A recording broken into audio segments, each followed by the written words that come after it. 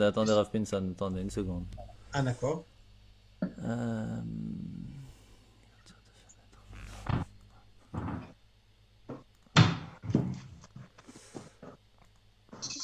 On Voilà. commence par un petit lechaim. Chaim, Chaim. Ce lechaim, on le lève à l'occasion de Yutet Kislev. Ce soir, c'est Yutet Kislev, Yutet Rav Kislev, un jour extraordinaire. On aura l'occasion de l'expliquer. Et je salue le rabbin Alimi qui est en direct de Paris et tous les présents ici sur Zoom et sur Facebook. Donc, Lechaim, Lechaim. Oh,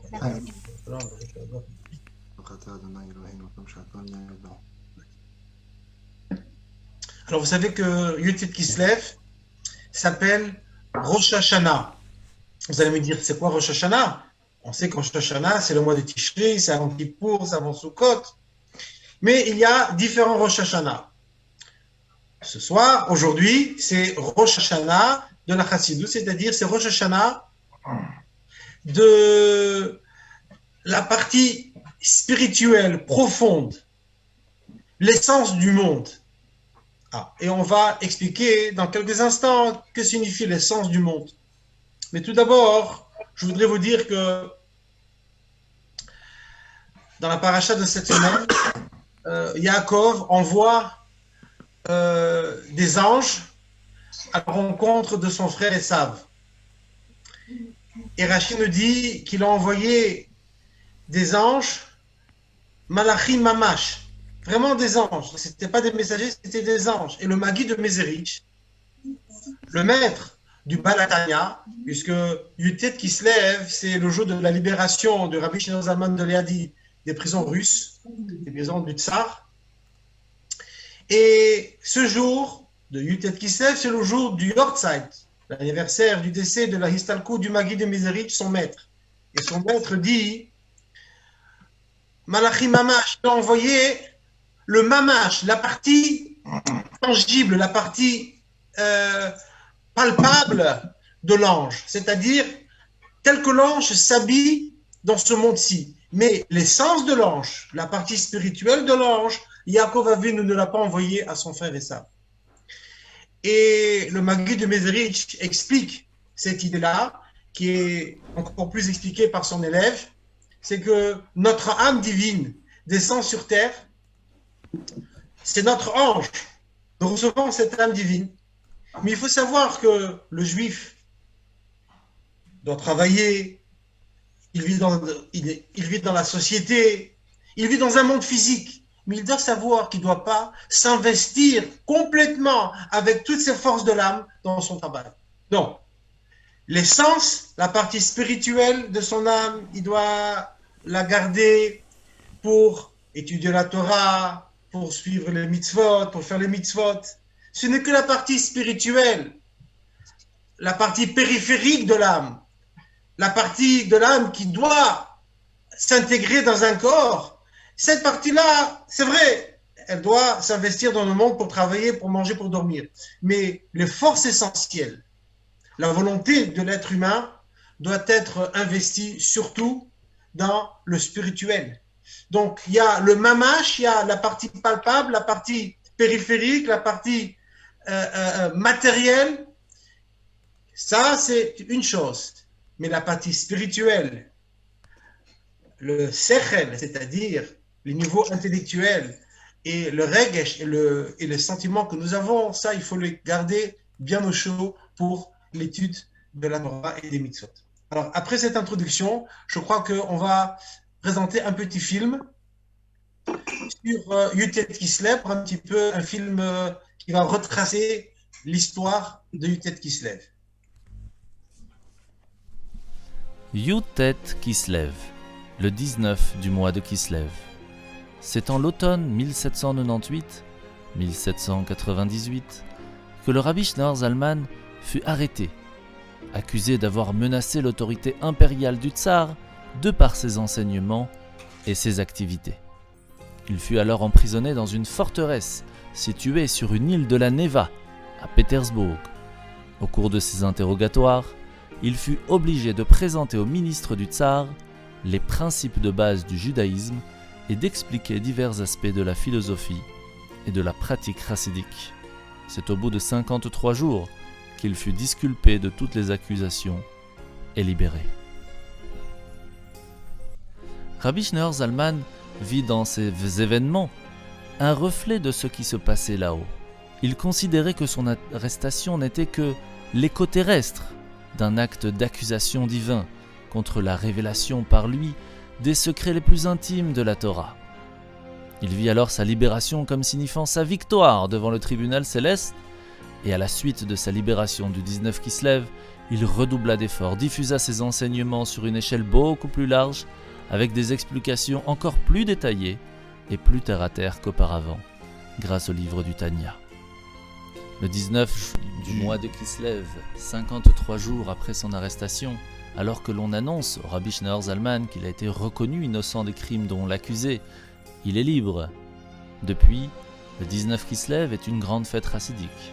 On l'appelle le Rosh Hashanah, le nouvel an de la chassidoute. C'est que pour les chassidim, ce moment dépasse infiniment sa ponctualité historique. C'est un tournant capital de notre histoire spirituelle, telle qu'elle s'inscrit dans ce monde. On fit alors traduire en russe le Tanya, l'immense livre sur lequel il travailla plus de 20 ans, dont il pesa les mots, chaque lettre, et fut un ouvrage fondamental de la chassidoute. Quelques siècles auparavant déjà, tous les rabbins avaient aidé la communauté, mais ici précisément, grâce à tout cela, des aides extraordinaires pour les familles, pour les enfants, furent sorties, ont pu éclore après la libération de Rabbi Schneur Zalman de Liadi. Bien sûr, le fait que les sources du Baal Shem Tov avaient déjà été transmises, ainsi que ceux du Maggid de Mezritch qui quitta ce monde le 19 Kislev de l'année 1772-1772, en avaient reçu le premier surgissement. Il s'exprimait par des commentaires d'une grande concision, et c'est Rabbi Schneur Zalman qui voulut aller bien plus loin, expliquant largement chaque concept. Il entendait alors apporter la dimension la plus profonde de la Torah à la population la plus large, à tout le peuple juif, à la vie humble et difficile, ignorée des pesants docteurs de la loi. C'est ainsi que le Rosh Hashanah de la Chassidoute commença. Alors, Mordechai, c'est à toi la parole. Tu vas introduire notre cher invité de ce soir. Très bien. Alors bonsoir tout le monde. Shana Tova Metuka, nous sommes aujourd'hui une journée extrêmement spéciale, étant donné que nous sommes le Rosh Hashanah de la Chassidoute. Et ce soir, nous avons la chance d'avoir avec nous notre cher Rabbi Raphaël, dont on a l'habitude d'entendre déjà depuis plusieurs semaines à la radio déjà, très souvent, mais surtout lorsqu'il vient nous voir à la Yeshiva, qui nous fait toujours ces conférences extraordinaires, même phénoménales on peut dire, de sa façon de parler, de nous transmettre le message par le cœur. Et je ne peux que lui céder la parole pour qu'il puisse nous expliquer un petit peu plus de cette grandeur de cette journée du Yutet Kislev. Rabbi Raphaël. L'chaim, l'chaim. Chaim, chaim. Un grand shkoyach donc à la communauté de Bruxelles, à toutes les participantes, à tous les participants, et un grand merci de m'accueillir au Rav Pinson, Chaliar du Rabbi à Bruxelles, ainsi qu'à Rav Chalençon, Chaliar du Rabbi. Chazak Obaruch, Buchim Tiou, que cela vous apporte joie, bonheur, santé, à vous, vos familles, et que votre shlichut, vos activités puissent s'agrandir jusqu'à très bientôt la venue de Goel Tzedek, la venue du Mashiach Tzidkeinu, et qu'on puisse se retrouver tous à Yerushalayim, Irak Kodesh. Amen. Alors, en effet, la chassidoute, c'est une histoire de mutation, puisque vous avez parlé de mute. On doit se mettre en mute, ça veut dire qu'on doit muter, on doit changer. Le changement, c'est maintenant, sans jeu de mots politique. Le changement doit s'opérer à chaque instant de notre vie. On est constamment en remise en question, mais la question n'est pas de se poser la question c'est de savoir est-ce que j'ai envie de trouver une réponse. C'est tout le concept de Teshuvah, qu'Akadosh Baruch Hu a créé la Teshuvah. Le premier qui a fait Teshuvah sur terre, c'est Réhouven, il a fauté, il a fait Teshuvah. Et c'est la raison pour laquelle on voit cette beauté dans la famille de Léa par rapport à la famille de Rachel, c'est que Léa a mis des enfants au monde qui n'étaient pas parfaits. Réhouven, Shimon, Lévi, Yehuda ont tous fauté, mais se sont tous rattrapés. Rachel, elle a mis au monde des enfants qui étaient déjà parfaits. Yosef, Binyamin, des tzadikim, Binyamin qui n'a jamais fauté. Il fait partie des 4 personnages bibliques qui n'a jamais fauté. Et les enfants de Léa font partie de ceux qui sont capables de changer la donne. C'est la raison pour laquelle nos Chachamim nous disent, le Rabbi, dans une sikha, explique que si la Torah en a voulu, en quelque sorte, Hachem en a voulu à Yaakov de ne pas avoir laissé Dina se marier avec Esav pour essayer, peut-être par cette occasion, de changer Esav, de lui apporter quelque chose en plus dans sa vie. Parce que si Dina est la fille de Léa, alors Léa a construit une famille d'hommes et de femmes imparfaites, et c'est ce qui fait la beauté de la capacité du changement et de la mutation et de la tchouva. La tchouva ne peut se faire qu'à travers une méditation profonde de ce qui nous entoure, mais surtout de ce qui nous remplit. C'est de prendre conscience des capacités que l'on possède, des qualités que l'on possède. Et ces qualités, ces capacités proviennent directement de la source divine qui régit le monde entier, le macrocosmos et le microcosmos qui est en moi, c'est la Neshama. Et la Neshama est une part de Dieu. Donc en réalité, si on devait se poser la question, où est Dieu ? Dieu est en moi. Qui est Dieu ? Dieu, c'est une partie de moi. Est-ce que je serais capable d'être son représentant sur terre, d'être capable de faire passer le message, d'être capable d'exprimer une volonté profonde, de faire le bien, d'illuminer autour de moi, eh bien ça, c'est grâce à la prise de conscience que l'on a de notre Neshama. Et cette prise de conscience, elle est née en particulier, elle s'est révélée en particulier avec l'élan de la chassidoute et du message chassidique. Alors avant d'arriver à notre thème, qui est donc les 2 plans, raison et foi, est-ce qu'ils peuvent s'entrechoquer? Est-ce qu'ils ne sont pas contradictoires? La raison, le ta'am, la foi, l'inébranlable foi, celle qui est justement débute lorsque la raison s'arrête, comme dit le Maïmonide, est-ce que l'un et l'autre peuvent cohabiter ensemble? Est-ce qu'un homme peut trouver le juste milieu entre les deux? Avant de rentrer là-dedans, eh bien, on va essayer ensemble de redécouvrir le monde de la chassidoute, l'élan chassidique, la pensée chassidique, à travers quelques éléments d'histoire également. Le chassidisme est né à travers des personnes qui, à la base, étaient seules au monde. On les appelait les Baal Shem. C'était des personnalités hors du commun, mais qui se cachaient et qui se fondaient dans la masse, qui parcouraient les villages et les villes de Russie, de Pologne, de Biélorussie, de Volhynie, de Lituanie, et qui allaient au compte-gouttes raviver les cœurs, redonner la foi au peuple juif qui avait été meurtri depuis déjà plusieurs générations par un antisémitisme grandissant, par des pogroms qui ne cessaient pas, de la part des Cosaques ou de la part des peuples qui invitaient nos communautés dans leur région. Mais plus profondément encore, un peu comme avec l'histoire de Hanouka, ce n'est pas seulement qu'un combat extérieur, mais surtout un combat intérieur, sociologique, où les Juifs ont dû combattre l'hellénisme intérieur. Eh bien, à cette époque-là, régnait une sorte de dissociation entre les gens pieux et les gens qui ne pratiquaient pas encore Torah et Mitzvot, entre les gens riches et les gens pauvres, entre les gens simples et les hauts gradés, entre les Talmidei Chachamim et les analphabètes. Et ce schisme qui s'était créé, qui s'était creusé dans ce judaïsme, avait créé une lassitude, une tristesse profonde. Et cette lassitude a été accentuée par la venue d'un homme qui avait promis aux grandes masses qu'il allait changer la donne, Shabtai Tzvi, qui malheureusement était un fauteur de troubles et qui a incité de nombreuses masses de Juifs à le suivre, et finalement pour être soldés par une conversion in extremis à l'islam de la part de cet homme Shabtai Tzvi. Ça a donné naissance à d'autres mouvements comme le franquisme, etc., qui a creusé davantage la douleur profonde, la douleur psychologique, la douleur, on va dire, pas seulement sociologique, mais comme on l'a dit, psychologique du peuple juif. Et c'est à ce moment-là que les Baal Shem sont venus implanter leur amour du prochain, leur accueil pour tout à chacun, et cette empathie qu'on peut avoir pour n'importe quel juif, peu importe son niveau.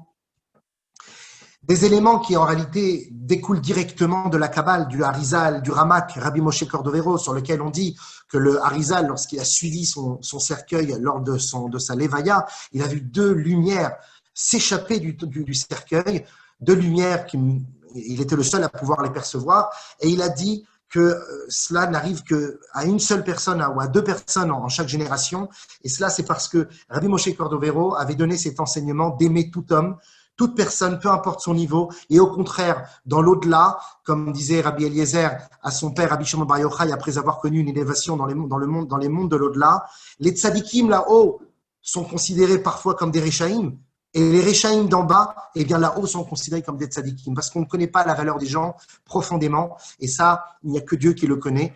Et l'idée du chassidisme, c'est de révéler le pinteleïd, en yiddish, le point juif culminant, celui qui est capable d'exprimer une neshama, qui est une parcelle de Dieu.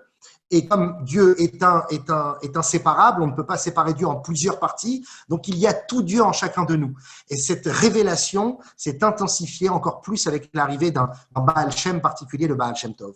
Le Baal Shem Tov, il a intensifié ce message du chassidisme, il s'est révélé à l'âge de 36 ans, mais son message était encore exprimé seulement que par des concepts, par des histoires, par des phénomènes spirituels, par des miracles, par des guérisons. Et c'est alors que cette chassidoute qui s'intensifiait au gré des années avec ses élèves, le Magui de Mezerich, les élèves du Magui de Mezerich, est arrivée une personnalité qui va changer la donne.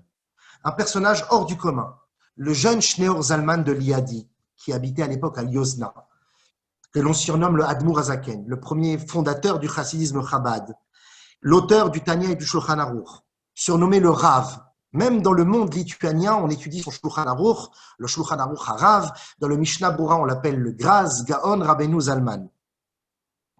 Il est né un mercredi, le 18 Elul 1745, dans la famille de Rabbi Baruch et son épouse Rivka Baruchovitch. C'était des tzadikim nistarim, c'était des justes cachés, élèves du Baal Shem Tov. Et encore une fois, ils se fondaient dans la masse et n'exprimaient pas leur chassidisme. Il vivait à Lyozna, en Biélorussie. Il est né, le jeune Shneor Zalman est né 47 ans exactement après la naissance du Baal Shem Tov, qui lui aussi était né un 18 Elul, à la même date. Le jeune Shneor Zalman est descendant du Maharal de Prague, comme on le sait lui-même descendant de David Ameler. Le Baal Shem Tov avait prophétisé, par l'intermédiaire de son maître Achia de Shiloh, avait prophétisé la naissance de cette âme nouvelle, qui n'avait subi aucune descente sur terre auparavant, une Neshama Chadasha, descendant du monde de Hatzilut, le monde de l'émanation, le plus haut des 4 mondes spirituels. Il dit alors que viendra un jour où un homme naîtra, un mercredi, où Dieu, comme on le sait, a créé les 2 grands luminaires, le soleil et la lune, ainsi que tous les astres, Yom Revi'i de la création, le mercredi de la création. Et en effet, ce jeune Shneor Zalman va diffuser une nouvelle lumière, va éclairer d'un message nouveau la Torah, la partie révélée de la Torah, la partie législative de la Torah, puisque son Shulchan Aruch est composé d'explications, d'une synthèse talmudique très précise que l'on ne trouve pas dans l'ancien Shulchan Aruch, dans le Shulchan Aruch connu de tous, celui du Rabbi Yosef Karo et des commentateurs ashkénazes, le Rama. Donc il va apporter une nouvelle lumière au monde législatif, mais également une nouvelle lumière dans le monde de la Chassidoute, de la Kabbalah, à travers son livre le Tanya. Il naîtra à la paracha de Kitavo, et à cette paracha, on lira la Haftara de Kumi Ori, que se lève ma lumière. Ceci fut la prophétie du Baal Shem Tov. Lorsque l'enfant est né, le Baal Shem Tov ne souhaitait surtout pas le rencontrer pour ne pas interférer sur la personnalité de Shneor Zalman. Il voulait qu'il grandisse seul et qu'il crée sa propre école de pensée. Mais il le suivait de très proche. Par l'intermédiaire de ses envoyés, il était au courant de l'évolution jour, semaine, mois après mois de l'enfant. Il avait donné des directives très précises à ses parents. Il leur avait demandé de ne jamais parler du chassidisme, ni du Baal Shem Tov. Il leur avait demandé de cacher l'enfant pendant les premières années de sa vie. Il lui avait demandé il leur avait demandé, Baal Shem Tov leur avait demandé de faire attention à ce qu'il allait voir, ce qu'il allait entendre, ce qu'on allait dire autour de lui. Et l'enfant, effectivement, va grandir avec des capacités hors du commun. Déjà, à l'âge de 1 an, il parlait comme un adulte. À l'âge de 2 ans, il avait une mémoire phénoménale et une intelligence fabuleuse. À l'âge de 3 ans, il rencontrera pour la première et dernière fois le Baal Shem Tov. Pour sa première coupe de cheveux, il demandera à sa mère, mais qui a été cet homme qui m'a coupé les cheveux? Elle lui dira, c'est ton grand-père. Bien qu'il ne l'était pas génétiquement, l'Admour HaZaken considéra le Baal Shem Tov comme son grand-père spirituel depuis ce jour. À 5 ans, il a une connaissance très large du Talmud et de la partie législative de la Torah, la loi juive. À l'âge de 11 ans, il est surnommé à Liozna le Gaon de Liozna. Après l'école, il sort dans les forêts, dans la nature, pour méditer la grandeur de Dieu. Il dira, les portes de la connaissance sont ouvertes devant moi et je n'ai que besoin de lire. Et il en sera attristé parce qu'il dira, je n'ai pas besoin de faire des efforts dans l'étude de la Torah. Son maître, Rabbi Yissachar Dov Kibininiker, lui dira, je n'ai plus rien à t'apprendre. À l'âge de 12 ans, il quitte l'école et il lui donne un programme d'études personnalisé. À l'âge de 13 ans, sa bar mitzvah regroupe tous les plus grands talmidei chachamim de la région. Cette bar mitzvah va durer 7 jours de festin. Il récitera son premier discours en public qui fera une forte impression auprès des convives. À la même occasion, il sera nommé membre officiel des sages de la ville de Liozna et recevra le titre officiel de Tana Upalig, qui veut dire un grand savant, un titre que l'on donnait aux savants du Talmud de l'époque. À l'âge de 15 ans, c'est déjà un adulte et on lui donnera comme épouse, à l'époque ça se faisait beaucoup, de se marier aussitôt, surtout des génies de cette trempe. On lui donnera la femme, la tzadékette, la rabbinite Sterna, qui elle-même était la fille d'un riche notable de la région, Rav Yehuda Segal, et qui était un opposant au chassidisme. Comme on l'a dit, le jeune Shlomo Zalman a grandi à ses débuts comme un non-chassid, officiellement en tout cas. Mais par la suite, son propre beau-père va rejoindre sa cause et va lui-même devenir un de ses plus grands disciples. Il finit le Talmud à l'âge de 18 ans avec tous les commentaires, le Talmud de Jérusalem et le Talmud de Babylone. Mais il est également très influencé par la philosophie, par l'ésotérisme, par la Kabbalah du Harizal, du Maharal de Prague et du Shla HaKadosh. Son premier vrai maître, puisqu'il n'en avait pas trouvé jusqu'alors, sera son oncle, le Rav Yosef Yitzhak, le Maguide de Staré, qui, bien qu'on lui avait demandé de ne donner aucun enseignement chassidique à ce jeune Shneor Zalman, avait bravé les recommandations et avait donné au compte-gouttes des enseignements chassidiques au jeune Shneor Zalman, qui fut fortement impressionné par le chassidisme. Et il disait à son oncle, mais d'où ça vient? Je veux moi aussi apprendre. Alors, à un moment de sa vie, à l'âge de 20 ans, il s'est posé la question, est-ce que je dois rejoindre les grands yeshivot de Vilna? À l'époque, c'était la capitale du Talmud, comme on le dit. Ou dois-je retrouver l'élève du Baal Shem Tov, le Magui de Mezerich à Mezerich, le rabbi d'Over de Mezerich, en Volhynie? Alors, il dit étudier, je pense savoir un peu étudier. À Vilna, on va m'apprendre à étudier. Mais prier, je ne sais pas vraiment prier encore. Et je sais qu'à Mezerich, on sait prier. Alors, il va passer un court séjour à Mezerich, où là-bas, effectivement, il va trouver des hommes pieux qui passent leur temps à méditer la grandeur de Dieu, à chanter, à s'évader. Mais cela ne lui suffit pas. Shneor Zalman est un Lituanien, il est cartésien. Il est un peu considéré comme un yeke, c'est-à-dire quelqu'un de très carré, il a besoin d'étudier, il a besoin de s'enrichir intellectuellement. Et les chassidim de Mezerich, finalement, bien que c'est très beau, mais ce n'est pas pour lui. Donc, il décide de quitter Mezerich. Mais la Hashgacha, la providence divine, a fait qu'il a dû retourner à Mezerich pour chercher un objet qu'il avait oublié. Et en rentrant dans la salle d'études du Maguide, il les surprend en pleine étude. C'était une halakha qui parlait de la shrita, l'abattage des bêtes. Il connaissait cette halakha, bien sûr, en long et en large. Mais lorsqu'il entendit le Maguide l'expliquer de cette manière, il fut choqué par la profondeur, la grandeur de l'enseignement, et il décide donc de s'installer à Mezerich pendant quelques temps.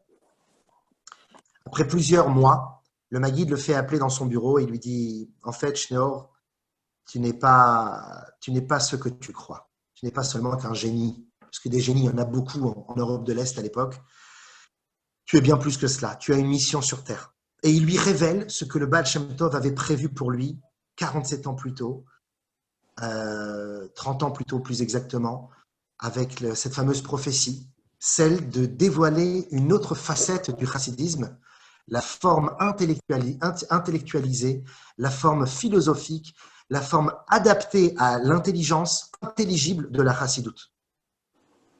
Chose qui était complètement paradoxale avec les messages chassidiques qui devaient rester, on va dire,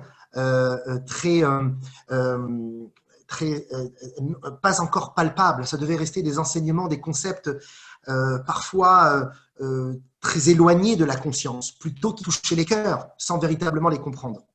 Il lui donne également une mission, celle de rédiger un nouveau Shulchan Aruch où il va annexer à ce Shulchan Aruch toutes les différentes opinions et ensuite il va les synthétiser et les expliquer pour ensuite donner un avis. Ce Shulchan Aruch, malheureusement, sur les nombreux tomes qu'il aura compilés en plus de 50 ans, c'est seulement qu'une partie qui va perdurer aujourd'hui. Je vous la montre pour ceux qui ne l'ont pas encore vue. Donc ça c'est la partie du Shulchan Aruch que l'on connaît, car toutes les autres parties ont été brûlées lors d'un incendie qui a brûlé de nombreux manuscrits de Rabbi Shlomo Zalman. Mais en tout cas, il lui avait donné cette mission pour éclairer le monde d'une lumière nouvelle, même sur la partie législative de la Torah, sur le corps de la Torah, que l'on appelle Gufei Torah. Mais il lui a donné surtout une mission hors du commun, celle de voyager dans toute la Pologne, la Biélorussie, la Lituanie, l'Ukraine, et de convaincre tous ceux qui avaient une quelconque opposition ou une crainte à la pensée chassidique. On est quelques années après l'histoire de Shabtai Tzvi dont on a parlé au début, et les grands maîtres du temps de l'époque craignent cette secte, cette nouvelle façon de servir Dieu, surtout qu'à l'époque, il y avait quelques chassidim qui avaient un petit peu pris les choses différemment. Ils servaient Dieu surtout par le chant, par la danse. Et certains chassidim, comme ceux de Talak, par exemple, un chassidim qui n'existe plus aujourd'hui, faisaient des galipettes dans les rues et n'avaient pas un grand kavod pour les talmidei chachamim. Et ces éléments, on les rapportait au grand sage de la génération à l'époque qui vivait à Vilna, le Rav Eliaou de Vilna. Et celui-ci était farouchement opposé au chassidisme, bien qu'il n'avait pas encore rencontré de véritables maîtres chassidiques à proprement parler.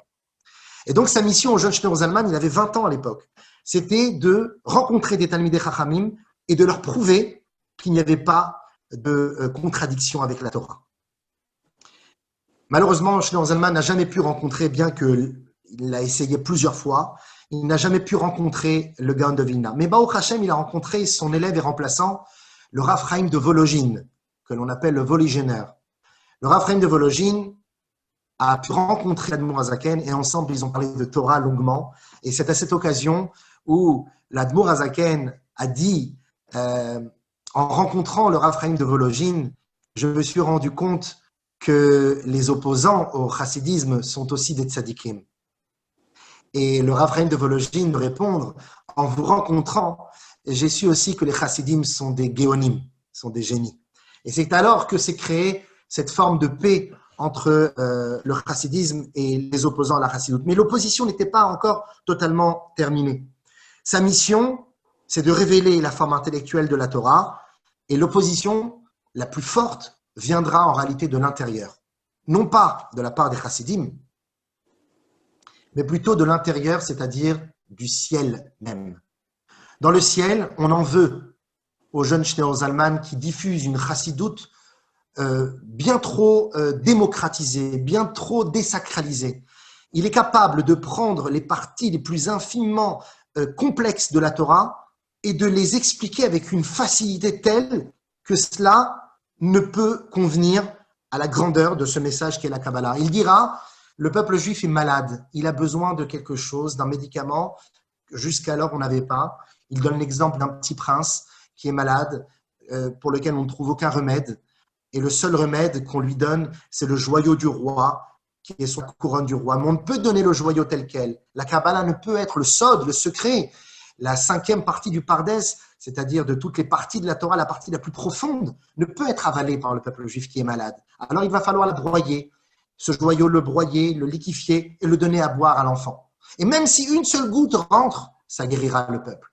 Et cette accusation céleste, comme on le sait, chaque chose qui se passe dans l'au-delà a une réflexion sur le bas monde. Et cette accusation céleste va se transformer en une accusation terrestre. Le Gaon de Vilna est niftar en 1797 et un an plus tard, des opposants au chassidisme, qui n'étaient pas des Talmidei Chachamim, mais seulement un peu des gens qui aimaient comme ça faire beaucoup d'histoire, ont falsifié les documents, disant que Rabbi Shneur Zalman envoyait des fonds à l'ennemi de l'Empire russe, à l'Empire ottoman, qui était à l'époque gouverneur d'Eretz Israël. Et comme il envoyait en réalité de la tzedaka en Eretz Israël pour les chassidim qui avaient fait leur alia, Rabbi Menachem Mendel de Vitebsk, le Rabbi Avram de Kalitz, qui s'était installé à Tibériade, à Tzfat, comme il envoyait énormément de fonds de tzedaka, eh bien on l'avait dénoncé comme étant ennemi de l'État. Quand on est venu le chercher, c'était un Cholam Moed Sukkot, il s'est caché. Il s'est caché pour pas qu'on l'attrape. Et dans un cimetière, comme ça l'histoire raconte. Mais son fidèle élève, le Rav Shmuel Munkes, lui dit « Mais Rabbi, c'est pas ça le travail d'un Rabbi. Le travail d'un Rabbi, c'est d'affronter, c'est de combattre, c'est d'aller au-devant et de prouver la force. » Alors il a accepté de se faire arrêter. Et le lendemain de Simchat Torah, on est venu le chercher avec le carrosse noir, le carrosse avec lequel on récupérait les ennemis les plus dangereux de l'État. Et c'était un vendredi après-midi, bientôt Shabbat. Il demande au gardien, est-ce que vous pouvez vous arrêter? J'ai besoin de faire Shabbat. Il dit, mais t'es un prisonnier, t'as pas à parler? Et là, à ce moment-là, la roue sort de l'essieu, de la calèche, elle tombe en panne, ils doivent récupérer, ils doivent arranger tout cela, ils reprennent la route et un des chevaux meurt subitement. Alors, ils vont chercher un nouveau cheval, la route reprend et le deuxième cheval meurt. Et comme à l'époque, les gens étaient très croyants, même si c'était des goïms, ils ont compris que ça venait sûrement de cet homme saint. Et ils lui ont dit, Rabbi, nous allons nous arrêter effectivement au village prochain. Il dit, non, bientôt Shabbat, je veux m'arrêter ici. Et pour ceux qui ont déjà fait des voyages en Biélorussie, en Pologne, etc., et qui ont visité tous ces endroits, on connaît l'endroit où la calèche s'est arrêtée pendant tout le Shabbat, où l'Admor Hazaken, Rabbi Shlomo Zalman a pu célébrer Shabbat à cet endroit. Finalement, il est transféré à la forteresse, comme on l'a vu dans la vidéo, la forteresse de Petropavlov, Pierre et Paul, la forteresse de Pétersbourg. Quand il rentre, lorsqu'il est incarcéré, ses premiers instants d'incarcération, les gardiens le forcent à manger de la nourriture pas cachère, il se débat de toutes ses forces. Et là intervient le ministre du culte chargé de l'affaire, de la condamnation, et qui, bien sûr, sépare les gardiens de l'Admor Hazaken et lui dit « Mais c'est un homme saint, c'est pas comme ça que vous allez lui donner à manger, c'est pas par la force. Rabbi, je vous promets de vous rapporter de la nourriture cachère avec un tampon du Rav de Pétersbourg. » Mais vous savez, j'ai une question à vous poser, parce que moi-même, je suis ministre des cultes. Aujourd'hui, le ministre des cultes, il ne connaît rien en France ou même ailleurs. Mais à l'époque, les gens se penchaient sur les livres. Et ce ministre des cultes connaît un nombre innombrable une quantité innombrable de passages de la Torah, du Talmud. Il parle l'hébreu, il parle araméen. Et il lui pose la question suivante. Il lui dit, Rabbi, j'ai une question qui me turlupine depuis des années. Lorsque Adam faute et consomme le fruit, il se cache par honte de sa faute. Mais ensuite, Dieu l'interpelle et lui dit, Adam, Ayeka, où es-tu? Comment cela se fait-il? Dieu, il sait tout. Pourquoi lui poser la question, où es-tu? Alors, au début, Rabbi Shneur Zalman, par respect pour Rashi sûrement, lui rappelle ce qui est écrit dans les textes, que Dieu n'a pas voulu brusquer Adam Arishon. Alors, il lui a posé une question pour, on va dire, entrer en matière, en entrée de matière. Il lui pose cette question pour doucement arriver au reproche. Rabbi, je connais cette réponse. Je veux connaître votre réponse. Alors, Rabbi Shneur Zalman l'a regardé droit dans les yeux et il lui a donné son âge. Il lui a dit, toi, qui as 47 ans aujourd'hui, alors qu'il ne le connaissait ni d'Adam ni d'Ève, et c'est le cas de le dire. Toi qui as 47 ans aujourd'hui, tu dois te poser la question, et chacun de nous doit se poser la question, où en suis-je dans ma vie? Où suis-je arrivé? Qu'est-ce que j'ai réussi à accomplir? Quelle est ma mission? Que suis-je exactement? cette question existentielle, intrinsèque, que toute personne doit se poser, cette remise en question qui doit ensuite donner naissance à un élan de tchouva, un élan de changement, un élan de mutation. Il a été très touché par les paroles de Rabbi Shlomo Zalman et il a rapporté tout cela à son ministère, qui lui-même l'a rapporté au tsar. À l'époque, le tsar était un homme amusé, que l'on pouvait facilement amuser. On connaît tous son attachement aux sciences occultes, toutes sortes de charlatans qui venaient dans la cour pour lui raconter des salades, comme le fameux Raspoutine. Et d'ailleurs, certains historiens diront que le tsar a été déchu à cause justement de ce genre de libertinage qui avait lieu dans sa cour. Mais bon, c'est une histoire qui est venue bien après. Hein.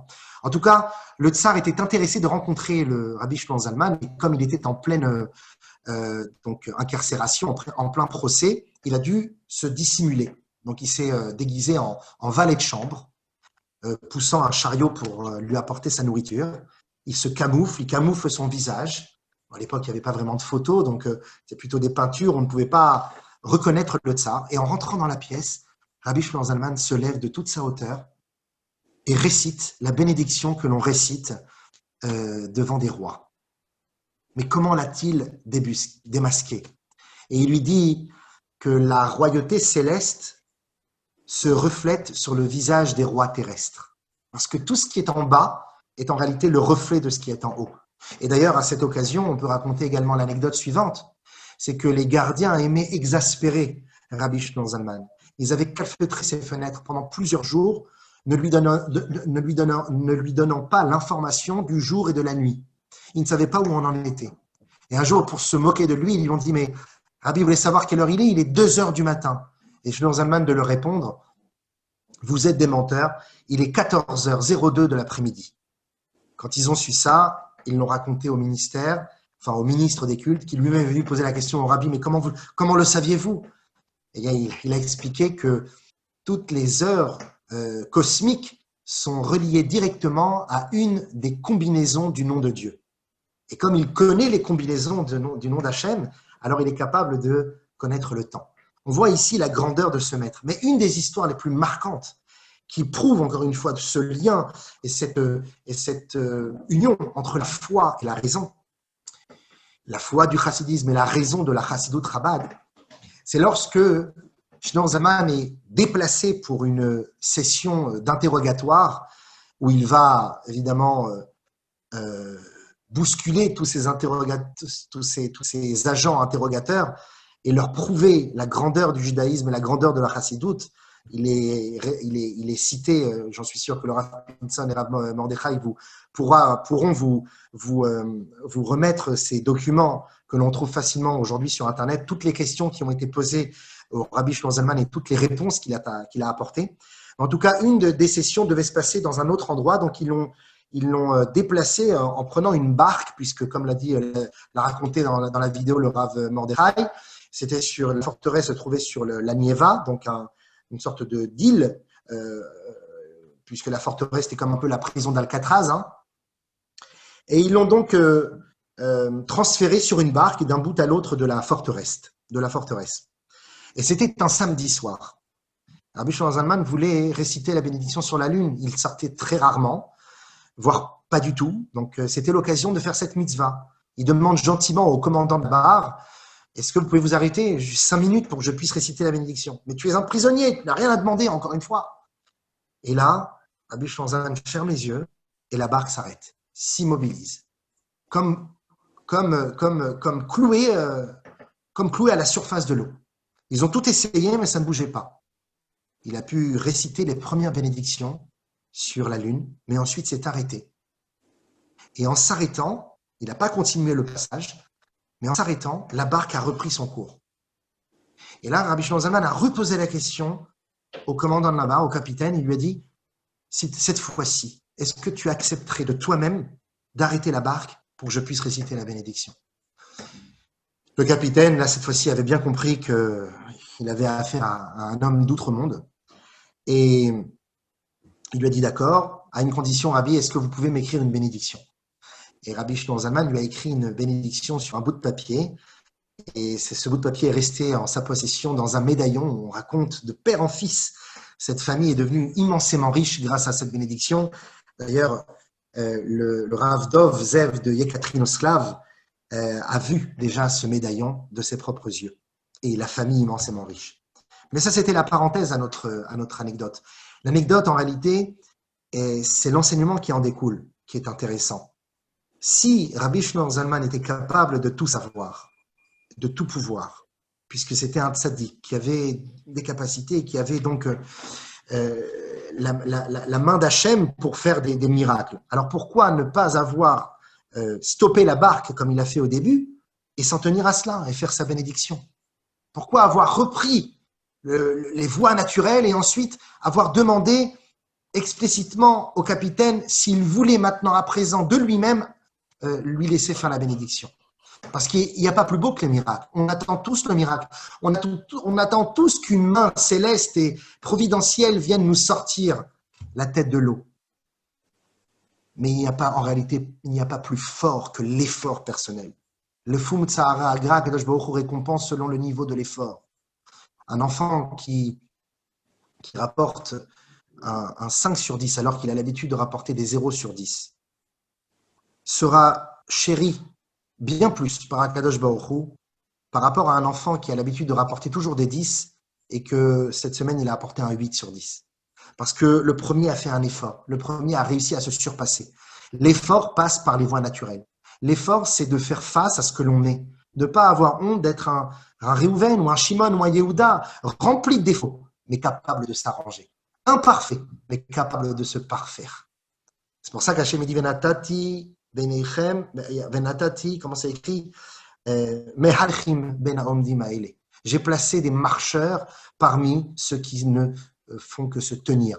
Et donc, l'Admon Azaken ici donne un enseignement très fort, celui d'être capable de se dépasser et de passer par les voies naturelles sans attendre une révélation divine ou spectaculaire ou miraculeuse des choses.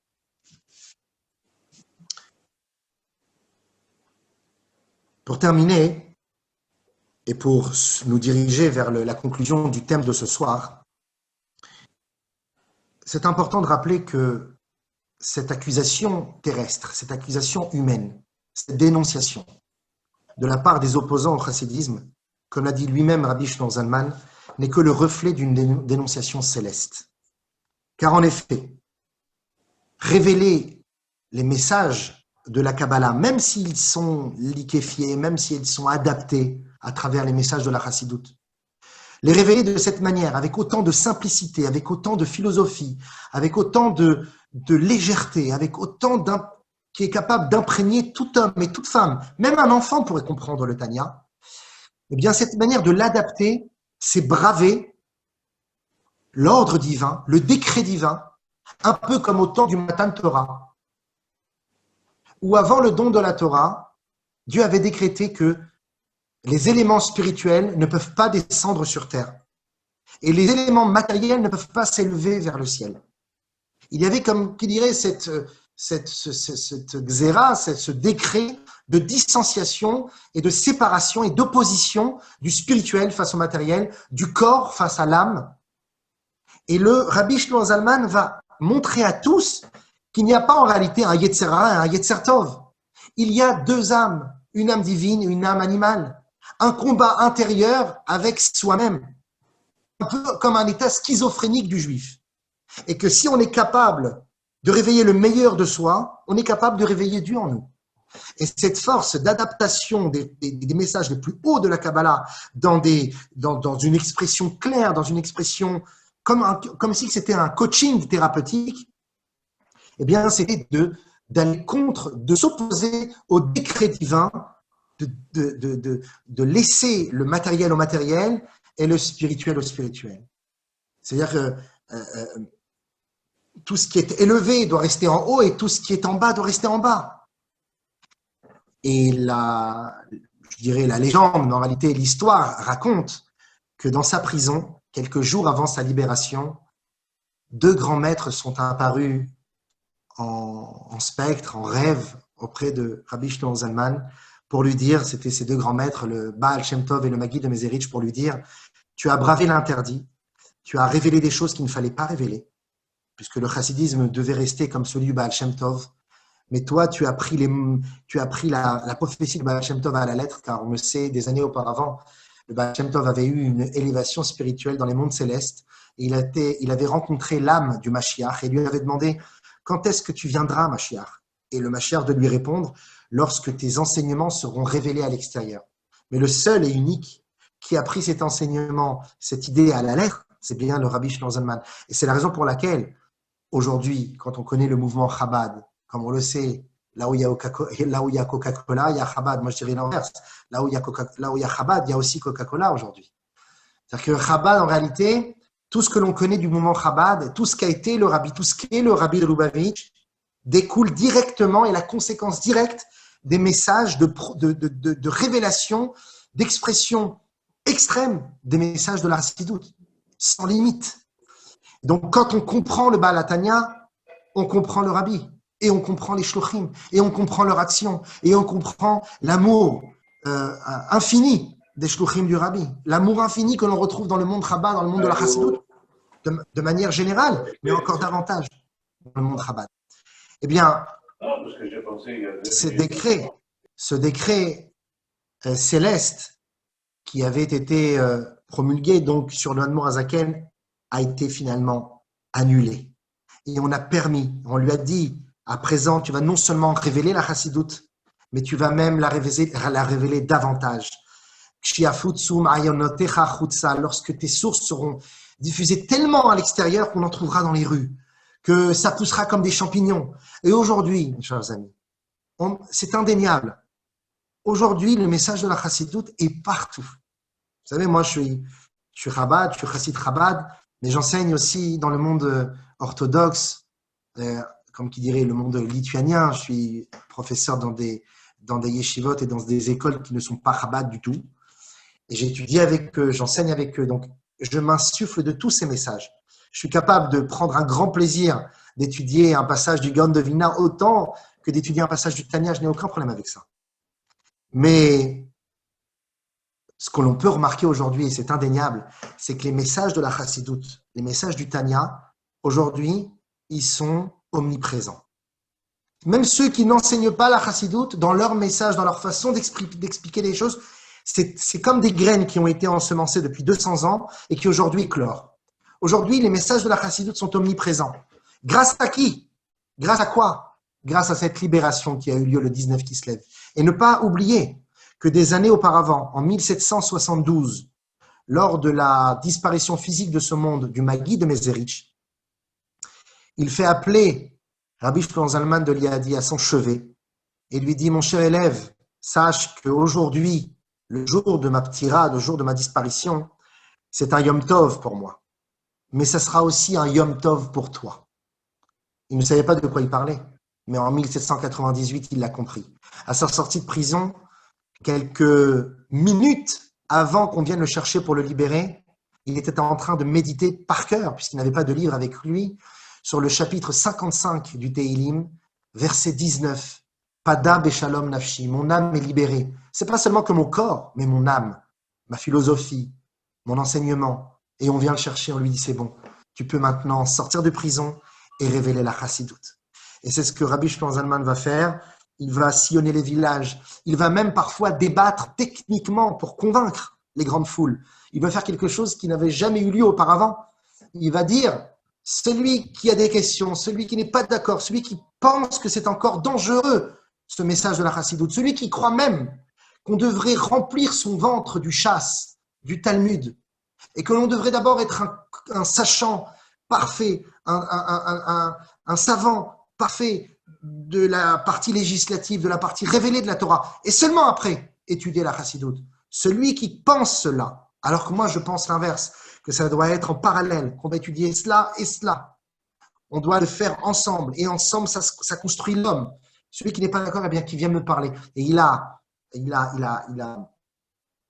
proposé une confrontation talmudique, philosophique, avec des milliers de sages dans la ville de Shklov et de Minsk, où en 1772, je crois, et lors de cette confrontation, il y avait des milliers de personnes. Il a débattu avec eux de halakha, de Talmud. Il a prouvé qu'on avait affaire ici avec un grand de la Torah. Et en ce jour, plus de 400 Talmidei Chachamim ont rejoint sa cause. Et quelque chose de sociologique, mais de simple. À travers l'histoire du temps, il n'y a pas eu de chassidim qui s'est transformé en opposant à la chassidoute. Ça n'existe pas. Les chassidim qui ont eu des déboires, comme Rabbi Yochanan Cohen Gadol à l'âge de 80 ans, et qui part de ce monde en ayant tout abandonné de Torah et Mitzvot. C'est une chose qui peut arriver. Un homme ne peut croire en lui jusqu'à la fin de sa vie. Mais qu'un chassid devienne un opposant au chassidisme, ça n'existe pas. Par contre, des opposants qui sont devenus des chassidim, ça s'est rempli encore et encore. Parce qu'en fait, l'histoire du chassidisme n'est fait que de cela. D'opposants qui ont compris la valeur du chassidisme. Alors même si on n'est pas chassid, même si on n'a pas un Streimel, même si on n'a pas des Peois, même si on n'a pas l'accoutrement chassidique, même si on ne chante pas dans des tiches ou dans des farbringen et qu'on n'a pas un rabbi à proprement dit, on est tous un peu chassidiques. Parce que c'est quoi le chassidisme? Le chassidisme, c'est un état, ce n'est pas seulement qu'une fonction. C'est une philosophie, c'est une manière de vivre. C'est de bien penser, c'est d'être toujours positif. Vous allez me dire, mais oui, mais les textes du Moussar le sont remplis. C'est vrai, c'est vrai. Et c'est pour ça qu'on a besoin des deux. On a besoin autant du Moussar que de la Hakira, que de la Chassidoute, c'est vrai. Mais la Chassidoute a quelque chose de supplémentaire, un complément alimentaire qui vous donne une telle pêche, qui vous donne une telle vitalité dans votre vie de tous les jours. Ça fait 15 ans que j'enseigne le Tanya et j'ai jamais vu quelqu'un qui n'a pas été touché, bouleversé directement ou indirectement par les messages du Tanya. Celui qui a déjà goûté à tout cela, Ramon Delchaï donne un message très succinct comme ça du Tanya, tous les jours ou tous les 2 jours, je ne suis pas toujours, mais c'est très intéressant. Et quand on rentre, pas que dans la partie très superficielle de l'étude, mais quand on rentre dans la profondeur de l'étude du Tanya, ça change une vie, ça change une personne. Et c'est pour ça qu'aujourd'hui, bien qu'on n'ait pas tous des chassidim, on n'est pas, je ne suis pas Lubavitch, je ne suis pas Chabad, mais on peut être touché par cela, comme l'a dit le Rabbi Rachab des années plus tard, Rabbi Shenderber de Lubavitch, le 4e Rabbi, il a dit, aujourd'hui c'est le Rosh Hashanah de la chassidoute, et on devrait tous fêter cette fête, comme le Rabbi Shlomo Zalman l'a dit lui-même, c'est celui qui participe à ma joie aujourd'hui. Alors Akadosh Baruch Hu lui ouvrira toutes les portes du bonheur.